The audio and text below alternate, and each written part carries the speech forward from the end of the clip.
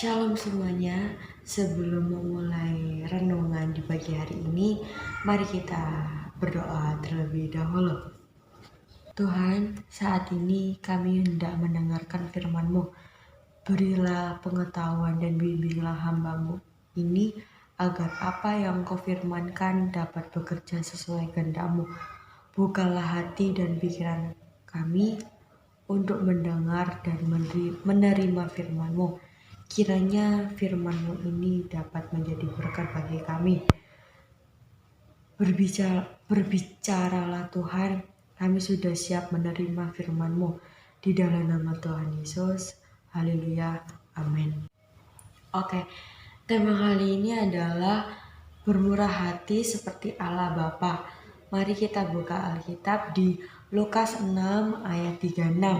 Bunyinya, hendaklah kamu murah hati sama seperti Bapamu adalah murah hati. Kita dipanggil dan dimintanya untuk memperlihatkan sikap dan sifat seperti Allah yang menyayang dan baik hati kepada yang tidak tahu berterima kasih dan yang jahat. Juga kepada yang tidak mungkin membalas kebaikan dengan belas kasihan. Dari panggilan dan permintaan itu, kita perlu bertanya pada diri sendiri, apakah panggilan dan permintaan Yesus itu realistis? Apakah mungkin kita bisa bermurah hati seperti Allah Bapa sendiri? Kiranya jelas bahwa jika dibandingkan dengan kemurahan hati Allah Bapa yang tak terhingga, kemurahan hati kita pasti selalu kurang dan tidak bisa diperbandingkan. Namun, ketika meminta dan memanggil kita untuk bermurah hati dan berbelas kasihan seperti Bapa, Yesus pasti tidak bermaksud menunjuk pada kuantitasnya. Alih-alih itu, Yesus memanggil dan meminta kita untuk menjadi tanda, saluran, serta saksi kemurahan hati dan belas kasihan Allah Bapa. Kita perlu bertanya lagi pada diri sendiri, apa artinya panggilan dan permintaan untuk bermurah hati? Panggilan dan permintaan itu dijelaskan pertama-tama melalui pengampunan. Kita ditantang dan diperintahkan untuk berhenti menghakimi dan mengutuk orang lain. Kita juga ditantang dan diperintahkan untuk memaafkan dan diperintahkan untuk mengampuni orang-orang yang telah menyakiti kita. Tantangan dan perintah itu tentu tidak mudah.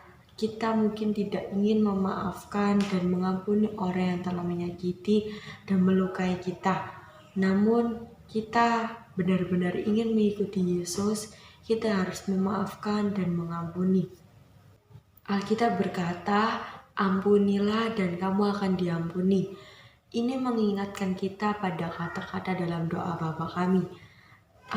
Bunyinya, ampunilah kesalahan kami seperti kami pun mengampuni yang bersalah kepada kami. Bermurah hati juga diungkapkan dengan memberi secara tulus tanpa mengharapkan imbalan. Yesus memberikan gambaran tentang pahala atas tindakan memberi dengan murah hati. Ini diungkapkan dalam pepatah, suatu tukaran yang baik yang didapatkan, yang diguncang dan yang ditumpah keluar akan dicurahkan ke dalam libahanmu, sebab ukuran yang kamu pakai untuk mengukur akan diukur kepadamu. Melalui pepatah itu, Yesus tidak berbicara tentang hubungan timbal balik antara tindakan memberi dan menerima, tetapi berbicara tentang panggilan untuk meniru kemurahan hati Tuhan yang memberi jauh lebih jasa kita, dan harapan akan mendapatkan pahala ilahi yang tak terbatas di akhir zaman. Tuhan akan memberi ganjaran bagi orang-orang yang mengikuti praktik kemurahan hatinya.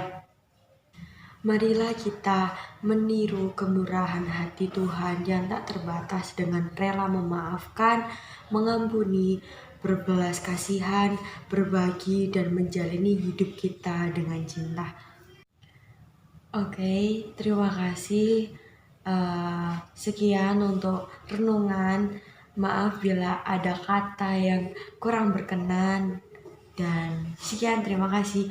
Sebelum mengakhiri renungan di pagi hari ini, mari kita berdoa terlebih dahulu. Terima kasih Tuhan atas firman-Mu yang Engkau berikan kepada kami. Kiranya apa yang Engkau firmankan bisa kami tanam di hati kami masing-masing. Dan kuatkanlah kami untuk melakukan apa yang Engkau firmankan sesuai dengan kehendak-Mu. Berilah keberkatan-Mu menyegarkan jiwa kami, menghidupkan hati yang lemah dan lesu, dan membangkitkan harapan dan kasih. Di dalam nama Tuhan Yesus, haleluya, amin.